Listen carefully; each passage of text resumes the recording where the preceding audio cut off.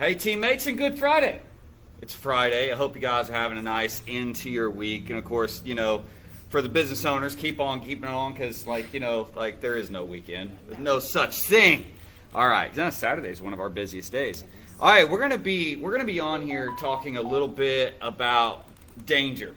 Because I'm in danger, but so is she. And honestly, so are all of us, because life itself is a little bit dangerous, whether we want to admit that to ourselves or not. We take our lives into our own hands every time we get behind the wheel of the car, every time we walk down the road, every time we right? There's a lot of danger about life, but if you're always so concerned about that, you never end up living, right?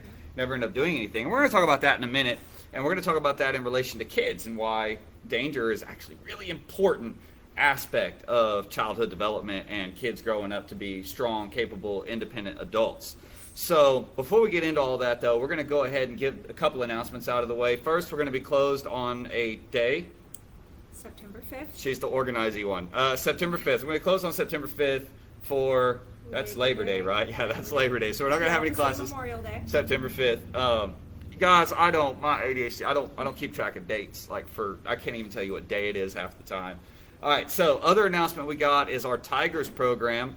That's our 4 to 6 and our 7 and 8 year olds have a rank advancement coming up. If you have all 8 stripes by the end of this week, you're welcome to join us at the rank advancement. It is a formal occasion. We do ask you to wear uniforms. We do some pictures and things like that. And this way, they get to show what they've learned in front of mom and dad and grandma, grandpa, and other people that may not get to normally see them. And that is, when is that? That's September 2nd. September 2nd. It's a Friday, so Good. there will be no sparring class that day. We're doing no sparring class that day. Do we do registrations for that still? No. No. All right, so just be ready and show up. All right, now on to the main Yes, thing. we do, actually. Hi, Miss Kinley. What? Sorry. Yes, we do. We do registration? Yes, we do. Okay, well then you'll have to look out for where to register for that. Yes, it's already been sent out. Okay, it's already done. Should be in your email and all that. All right, now down to what we were originally wanting to talk about here.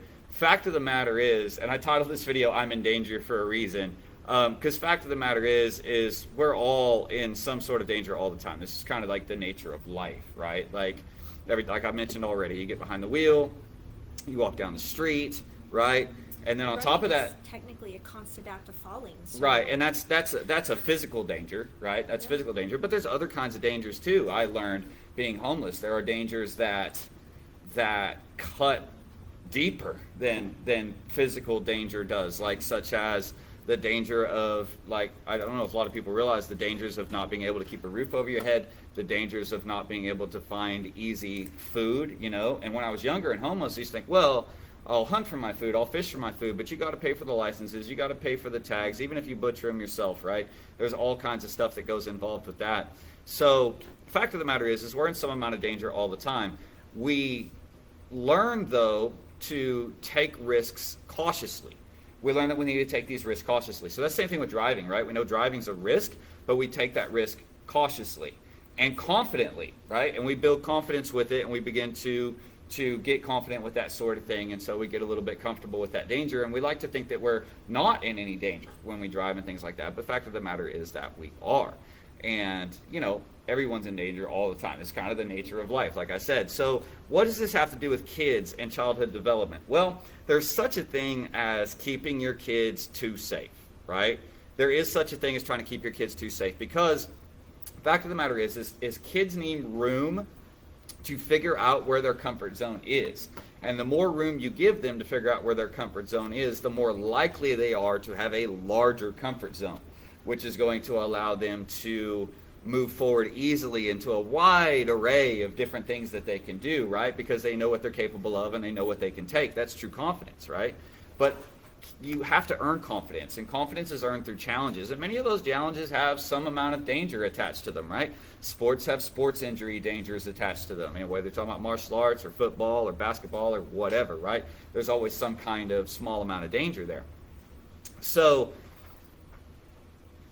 when we're talking about childhood development, it's important to be able to let them learn how to approach dangerous situations cautiously, right?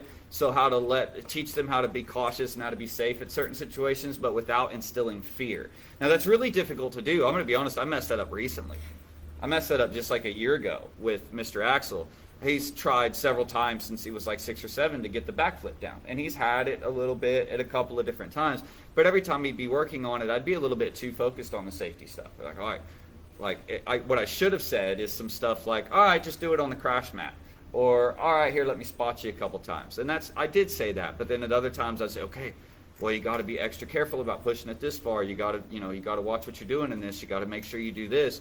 And by giving too many warnings, like too many warnings of things that can go wrong, I inserted a seed of fear in his mind. And so the last couple times he got the backflip down, he lost it because he got scared of it, because of all the times, well, you got to be careful about breaking your neck. You got to be careful about doing this. You got to be careful about doing that, right?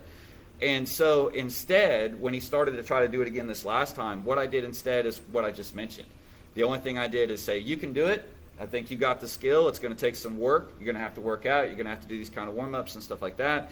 And then in the end of it, whenever I could see the fear coming, I would say, here, let me spot you once or twice. Here, let me do this. And then I would force him to kind of take the next step by slowly removing my hand from behind his back or things along those lines until that fear was something that he could live with. And it's no different from like the first time we get behind the wheel of a car, we have a little bit of fear. What if I mess up? What if I hit something? What if I get in a wreck? What if something bad happens?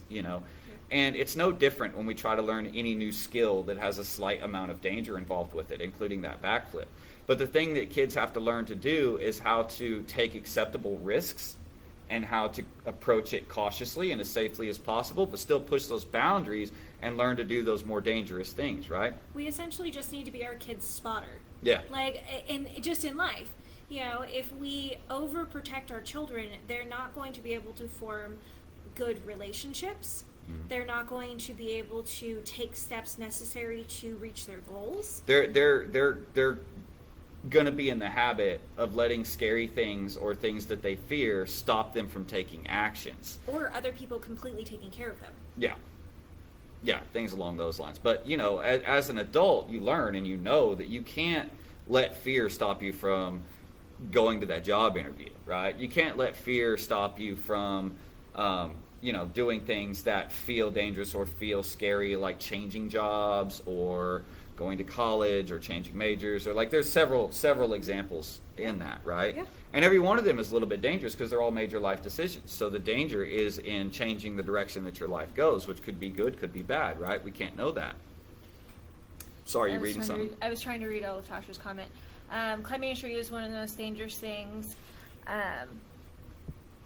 That cause children hundreds of injuries a year that you should absolutely let your children do. Yeah, absolutely, right? Because they have to learn how to approach dangerous things cautiously. They learn to take risks, and they have to, with that comes confidence. And I don't mean arrogance, I mean confidence. I mean knowing exactly what they can do, knowing that they can approach risks cautiously, knowing that there is a danger, but that they can keep their eye on it and still stay confident and potentially avoid that danger, or have a greater opportunity to avoid that danger.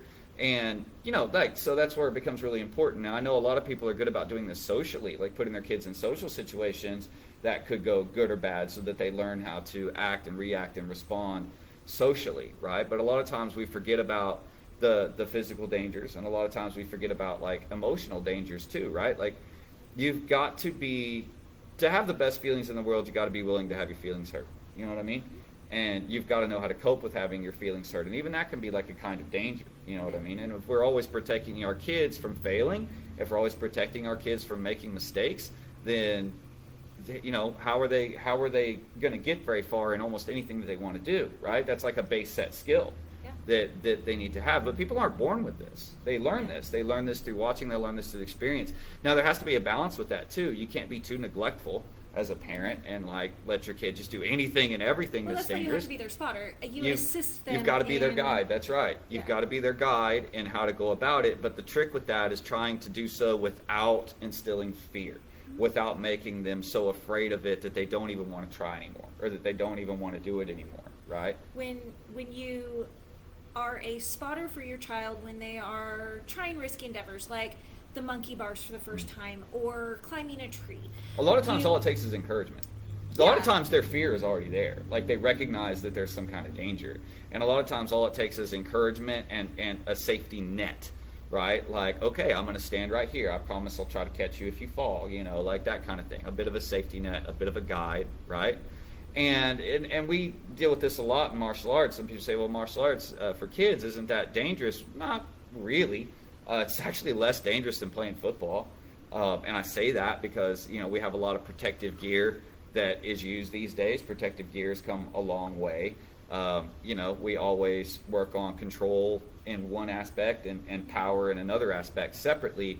And so they're really the only dangers you get are the common sporting dangers, a twisted ankle, a twisted wrist, or occasionally maybe getting bopped in the nose and getting scared if you didn't have a face shield on or whatever, which is why our youngest kids always wear face shields when they spar, so they don't get scared of it immediately, so that they take on each scary obstacle, and then when they realize they can do it and it's not that bad, maybe it's even a little bit fun, right? Even though it is dangerous, then they start being willing to take a little bit more risk and a little bit more risk and a little bit more risk. And across the years, what you find is someone trained martial arts like that, because martial arts is always about taking more and more and more and more risks. You get to a certain point, you hit a really ultra confident position, right? Where you're very comfortable in yourself. You're very comfortable to be yourself because you know that you know what you can take and you know what you can do, not just physically, but emotionally. Because, when you've been in martial arts that long, you've failed. You've messed up countless times. And you feel comfortable and safe in how to deal with that. And you've learned how to take higher and higher risk, and you've learned that some of those higher risks can be enjoyable. I had a Tiger student. I want to talk about this. I had is he 7 or 8? I think he's 8.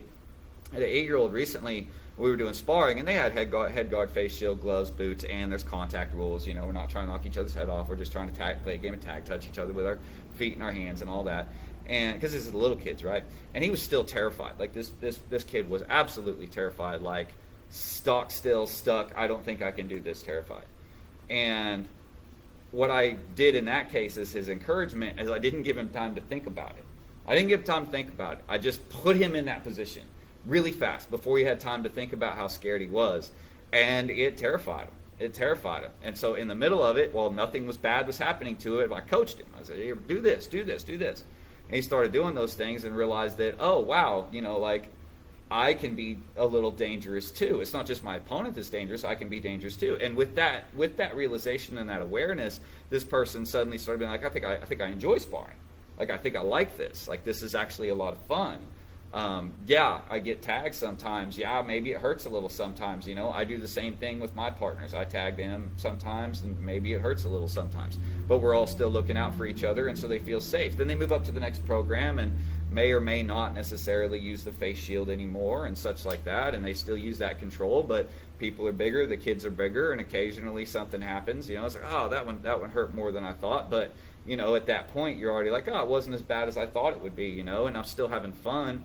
So you continue to play the game, and then after you do that for 3 or 4 years, you'd be amazed. You'd be amazed what these kids can be, or what they're capable of, and what they become capable of.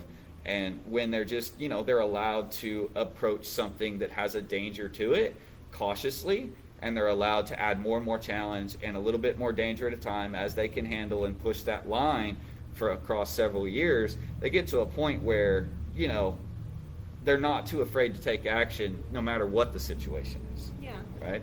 And kids tend to be more solution oriented when they're allowed to explore their capabilities like that, with a bit of a safety net. Mm-hmm. And so when they might be in another situation that feels emotionally dangerous or physically dangerous, they're able to think more quickly about solutions rather than problems. When you think about problems, you become stuck. Well, and this is one of the things I really like about martial arts, because I don't know what I just did. Because what I like about martial arts, now I lost my train of thought. What were you just saying?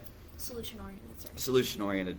It's one of the things I like about martial arts, because like so many other sports, when you're in the mode of things, like there's certain ways to practice. We do a lot of practice that gives you time to think, and the theory and training, and then the practice itself is a little bit more open, right? And you have to make decisions on the fly, and the ability to make those decisions, and you're going to make a lot of bad decisions in the early years, and then you go back after the match or after whatever, after the practice, after the training, you're like, oh man, like I see what I did there, so from now on I'm not going to do that.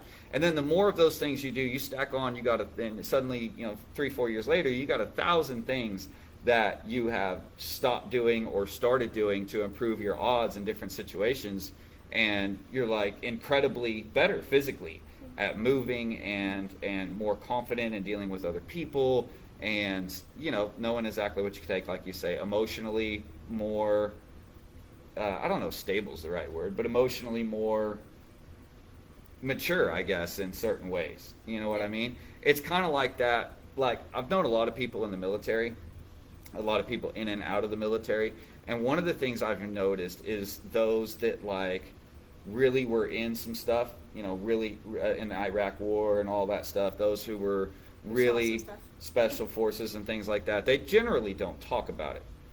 They're the quiet ones. So they feel like they don't have to. They're confident. They know what they did. They know what they're capable of, right? But in my experience, the ones that are always bragging, I did this, I did that, blah, blah, blah, blah, blah, about how awesome they were in the military are usually the ones who are sitting behind a desk most of the time.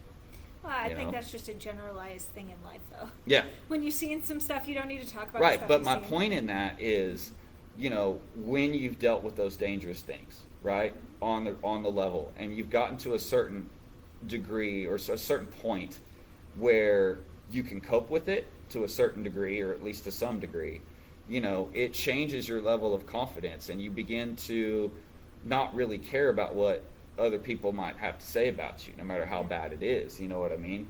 Like, and I hate to say this, but it comes down to that whole concept that, like, I can sit there and listen to someone being a complete jerk to me with a lot more patience now than I could before I became more capable in a fight. And now that I know I'm as capable as I am, and that's not greatly capable per se in the grand scheme of things, but now that I know as capable as I am, I just have far less need to care about what anyone else thinks about it, And so it's a big part of our kids' development, right? They have to learn that. Oh, hi from Alabama. Hey! They have to learn that ability. They have to learn that ability to approach dangerous things, and they have to learn that ability to push their boundaries. They have to learn that ability to take risks and to measure those risks and to try to stay safe. But at the same time, they need help and guidance and experience to be able to approach things they're afraid of and overcome those things. Okay, so I have a question for you. Oh, no questions. Yes, question. I take no questions.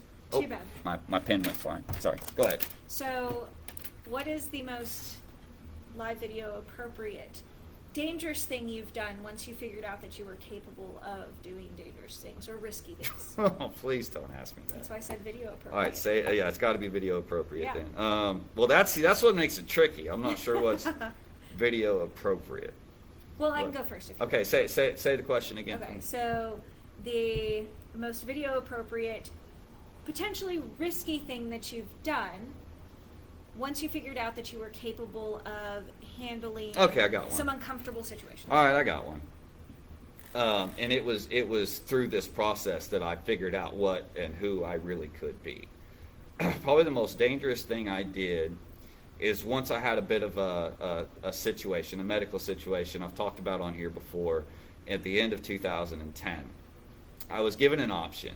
I could try to go back to the career I used to be in, which was not going to be easy, and potentially live a much, much shorter life. Or I could take that $200 cash in my pocket and leverage it as best I could and ask for a little money from friends and stuff like that to try to do something different while I continued to look for a job. And that's what I did. And initially it wasn't this. It was detailing cars. You remember that? Yes. Initially it wasn't this, it was detailing cars. But I wouldn't say that was the most risky, because at that time I also took a night job and did some other things. I think what made it super risky is when I started the martial arts studio, right? Took it over from somebody else, had a partner in the beginning who had the majority shares, let's just put it that way. And That's a nice way to put it. yeah, and took it over, and then I started getting offers from people to help me find good paying jobs and things like that, and I wasn't making that much money doing it. I wasn't making any money doing this. And I started actually getting those offers for jobs and things like that. And I think the riskiest thing I did is at that point, I started seeing that I could do this, like that I could be capable of this, and I could be capable of building this to more than those careers would give me. and I liked the freedom. And so the riskiest thing I probably did was choosing to turn all that down to grow this martial arts studio, to grow Peaceful Warriors Martial Arts. That was probably one of the most dangerous steps I took, because I had no safety net. Literally, I mean, even after the detailing, when we started this place, I only had a few $100s to work with in the very beginning, and we didn't have anything. Like, we had no equipment. We had a place, and it wasn't this place. It was a different place. We had a different location, and it was pretty gross in there. And yeah, but that had to be probably the riskiest thing, because like anyone else who would have looked at what I was doing at the time, looked at the room I was doing it in, how gross it was, how few clients we had, you know, how we didn't have any advertising budget, we didn't have any equipment, we didn't have anything like that. Anyone else looking outside in at what I was doing, even martial arts school owners who were successful at the time, looked at what I was doing and went, there's no way. Yeah. There's no way. Because Well- I started from the very, very bottom, you know what I mean? I didn't start with a certain amount of knowledge or a certain amount of business knowledge or money or capital or a building or a location or a place. I didn't start with any of that. I started with a couple $100 and a low rent room renting from another business, Yeah. right? Well, and Miss Tasha here, I know we're on 3 platforms again, live on all of them. But Miss Tasha here on Facebook, I mean, she basically has watched this entire journey because her boys Were some of the there. original Her boys were there clients. when we first took over that school. And then, you know, 4 or 5 years later, I bought my partner out, and because we were having some severe clashes when it came to, you know, the partner wanted this place to be one way, which was kind of, Bad. It was I bad. won't say bad, it wouldn't was have gone anywhere. boring and watered down. It was bad. Watered down. It would have failed. It was watered down. It would have failed. And I wanted to have a much more comprehensive curriculum that was very self-defense oriented, very, you know, And has not failed. right. Anyway, so I ended up buying her out. So, And good, Mr. Metzger. I am so glad that you have been seeing us all over Facebook. pretty sure that's Metzger. Metzger, I don't know. I just, I Yeah, I was somehow gonna assumed that say out. the same thing. Thank you. So apparently our Yes. ads do go out there. You know, Yeah, so you're ad doing spend the is stuff. worth You're it. doing the stuff. Yeah. Yeah, as Tosh said, sparring starts out the least favorite part of class. It ends up being one of the most funnest things to do. For And sure. that's for a lot of people. It works that way for a lot of people. And that's why we don't generally have beginners spar for their first couple of months anyway, if we can help it. Before they learn some techniques, look at tactics, had some time to drill it. And then even when they start sparring, we make sure we always put them with people who have control and are not going to go wild on them, and are going to give them a chance to move around and test their stuff out. You know what I mean? Yeah. Yeah. So, yeah, there's that. I forgot what we're talking about. So I answered the question, the most dangerous thing, video-worthy dangerous thing that I did. I mean, I don't think, a lot of people wouldn't think that was that dangerous, but I started like literally from nothing to where any other business owner doing what I do now, me doing what I do now, looking back to where we started, I would have thought I'd never make it. We had a flipping newborn. Yeah, No, and we had a newborn child newborn. at the time. I just had a full-time job. Like, we barely, like, no, it was super dangerous. Yeah, it was super dangerous. risky. It was definitely many times across that first 4 or 5 years we faced homelessness again, several times, and I'm not going to say we faced it after that too. I mean, it kind of comes with the territory of owning the business. It does. You face homelessness a little bit more directly than a lot of people Yeah. do, Yeah. and face the drops and stuff like that. Mr. Metzger, our studio is technically in Newcastle. It's in between Newcastle and Tuttle, Oklahoma, just south of Mustang. And a little bit north of Blanchard, right? So most of our students come from Blanchard, Tuttle, Newcastle, Mustang, and then we have a few from outlying communities, Chickasha, Lindsay, and up in the city. So that's where we're located at. Now, so that was yeah. So it was super dangerous, right? We literally had nothing, and if we lost that, we'd have less than nothing, and I'd be back to homeless again. But at the time, I was willing to risk it because I knew that the life I had before is not the life I wanted to have, and it's not the life I wanted to have for my kid, and it's not the life I wanted to have as a parent. So I chose to do something different. Now, looking back, hindsight, was it the best decision? Man, I don't know. Like, I can't say that for sure. I mean, Like, could have been worse. yeah, it's kind of cool. I get that extra time with my son, and things like that. At the same I mean, time, I also and know that me, but we whatever. all have to live a very weird schedule, though, right? Like, we live a very weird schedule. Most people would think it's not doable, but it just happens to be our schedule. We All right, so you obviously answer the are question. rocking the So you answer the schedule. question. What worthy, video not dangerous for video, whatever I'm talking about. What's a dangerous thing that you've most dangerous thing you've done? Okay. Follow me into this I know, mess. right? I know. That's okay. I asked you the question already and have my answer in mind. All over a So- dream, and by dream, I mean it really was like a dream to have a successful family business. And I don't even mean that in the terms of, oh, I always wanted it. I meant that in the terms of when I had that medical emergency, I had dreams, actual sleeping dreams, that told me that I was going to have a successful family business if I did the right things. Here we And are. so, yeah, I literally followed a literal dream, not a desire, a literal dream to where we are now. And I just stuck my teeth into it and decided to believe in that dream I had as if it was some sort of vision. And that's what got us through it. Yeah. So I was a very outdoorsy, like, Yep. always outdoors kid. I read a lot, but I was basically, during the summer especially, daylight to dark, I was outside. We lived at the top of a really big hill on 20 acres. I lived with my parents up until I was around 11 and a half, 12. So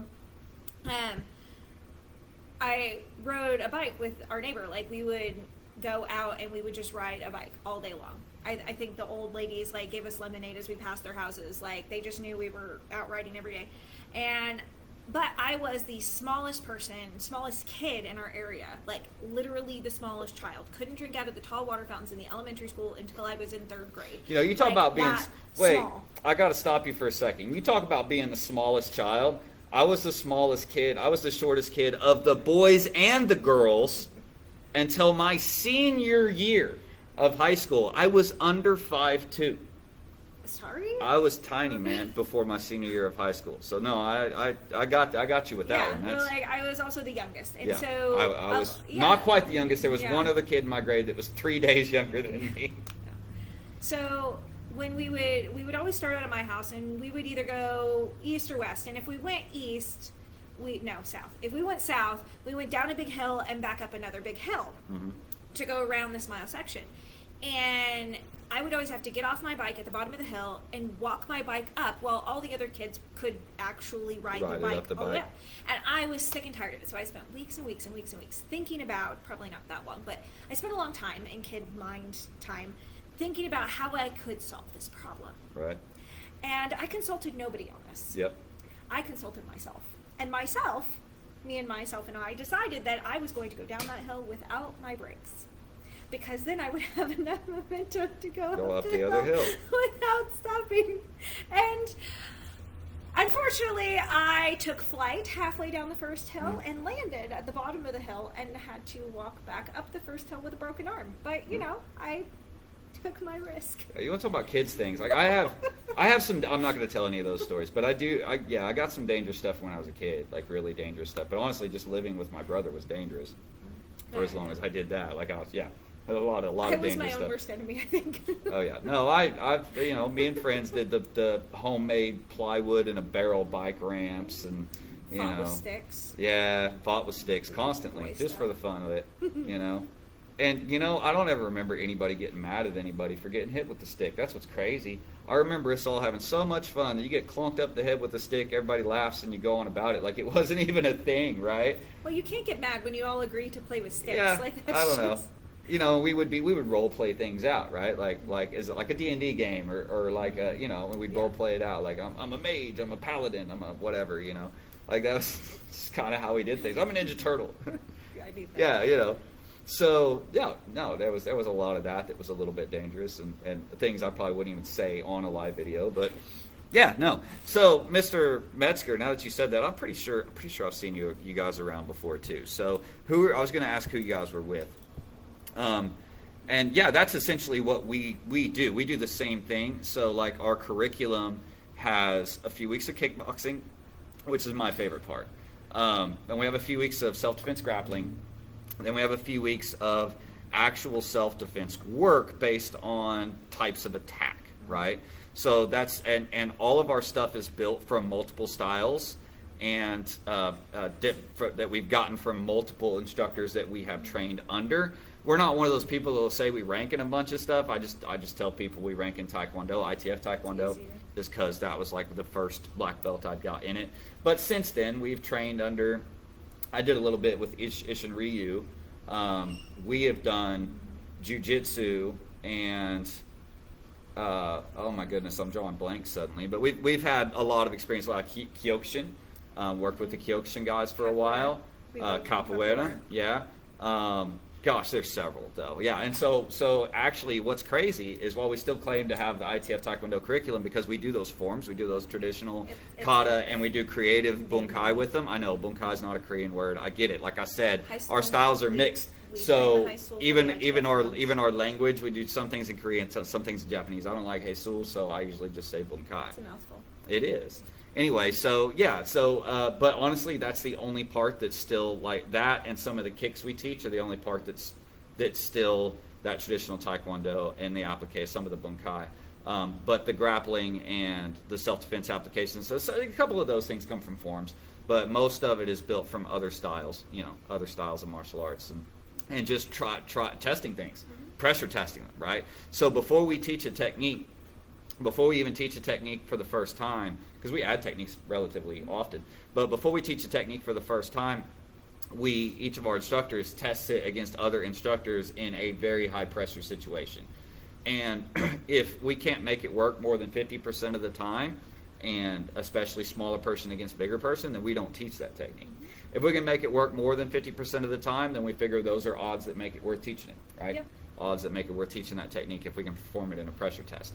Now, obviously, our students, they have to learn them before they can pressure test them, but then as they learn those techniques, our style of sparring allows them to pressure test a lot of these, including the joint locks and throws, the figure fours, the takedowns, the sweeps, and that sort of thing. That's one of the things I love capoeira for. That they're the best sweeps, man. And the way that we teach them applications, it allows them to think a little bit more creatively. Like I had a kid yesterday, he's 12, asked me, well, we're doing it this way, but could it also work this way? Absolutely. And I was like, try it and find out. Have you been doing it that way? Yeah. Yeah. Okay, cool. It works. Now, that being said, once we do start teaching a technique, if, less than half the students have an easy time making it work in the drilling and all of that, then we'll change the way that we teach it a couple of times to see if it's that. But in the end, if after a couple of cycles it's still a technique that or a principle that everybody's just having such a hard time with, then it either gets removed or it gets put in the black belt curriculum, where we work on all kinds of outside things, right? Yep. So, yeah, which has nothing to do with the whole danger thing we're talking about. But yeah, no, I'll go back to my title. I am in danger. I mean, I live with 2 other black belts in the house.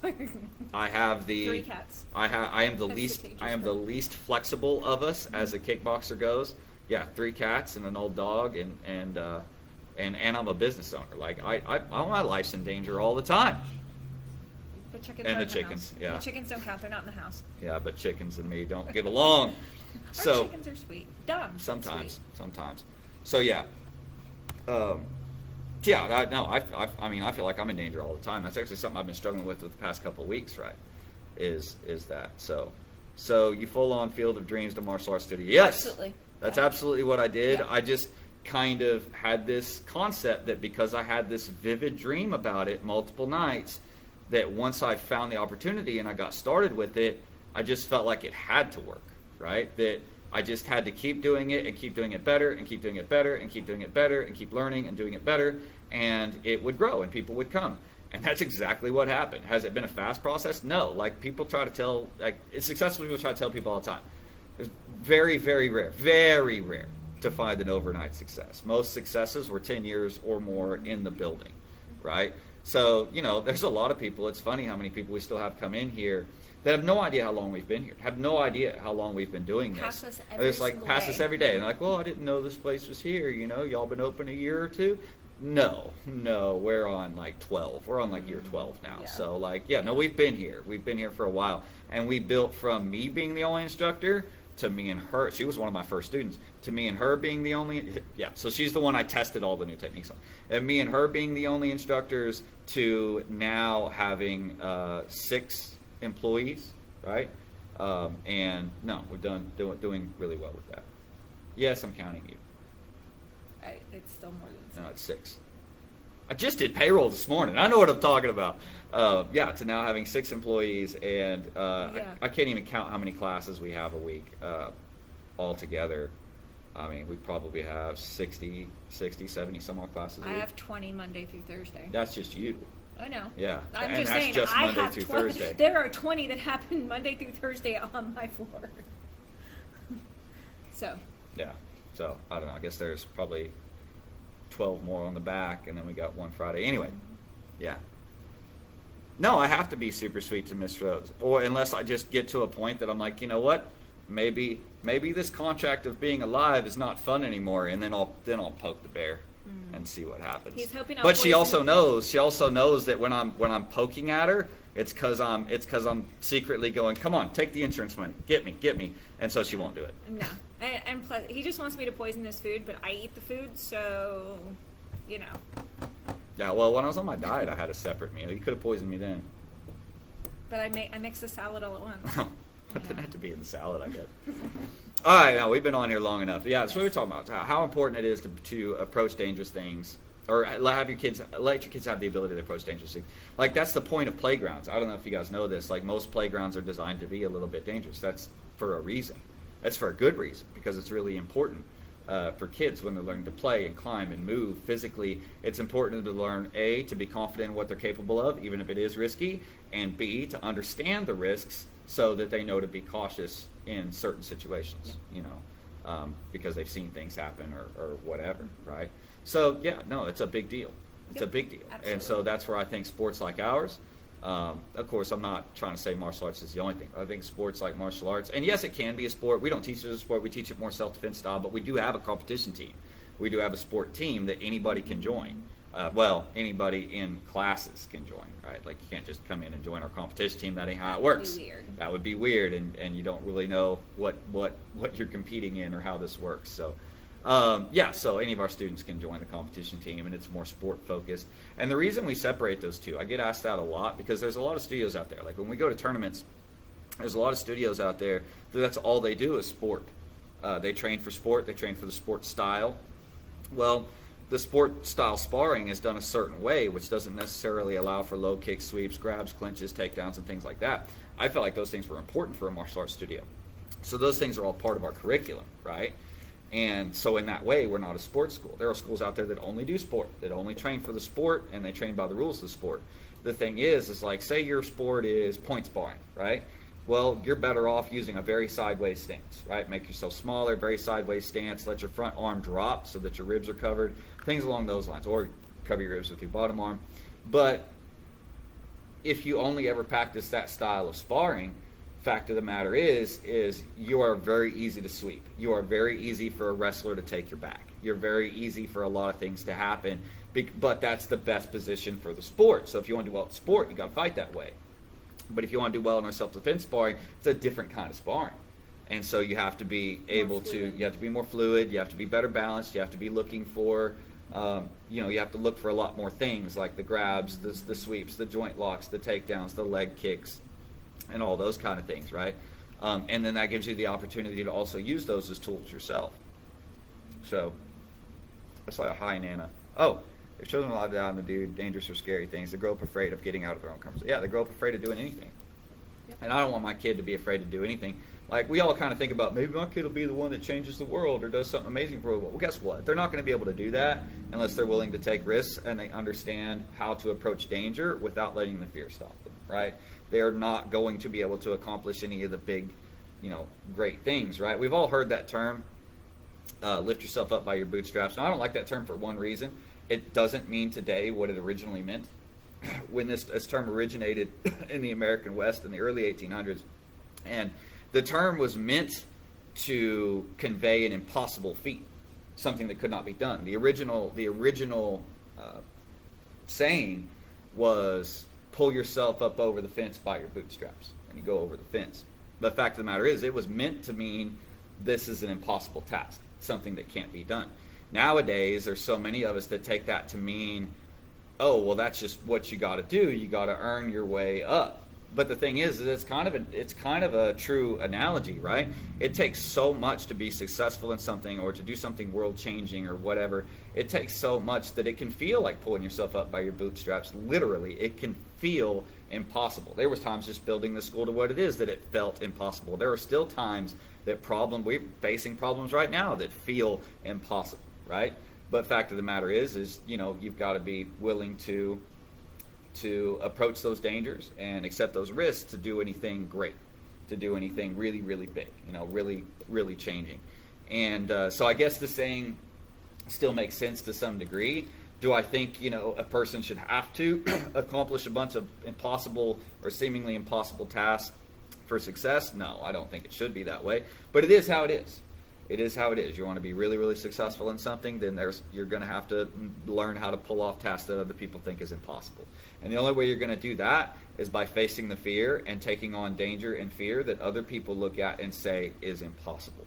And the only way you're going to be able to do that is with training and practice, man. And the only way your kids are going to be able to do that is with guidance, training, and practice. And that's why it's really important for kids to face dangerous things. We just need to guide them, not instill fear, guide them to be cautious. Be there for them, but don't save them too early. Right. Save them when they need to be saved. Right. And don't sit there and say, it's okay to say, careful doing that, or maybe don't do that because you could get hurt. But don't sit there and tell them all the things that can go wrong. All the things, the way they can get hurt, unless you want them to never be brave enough to do it again. If you get to that point, they're never going to be brave enough to do it again. All right. So we're going to go ahead and jump off here. Until we see you guys again, be the best teammates you can be. Be the best at being you. Sorry, I had to call.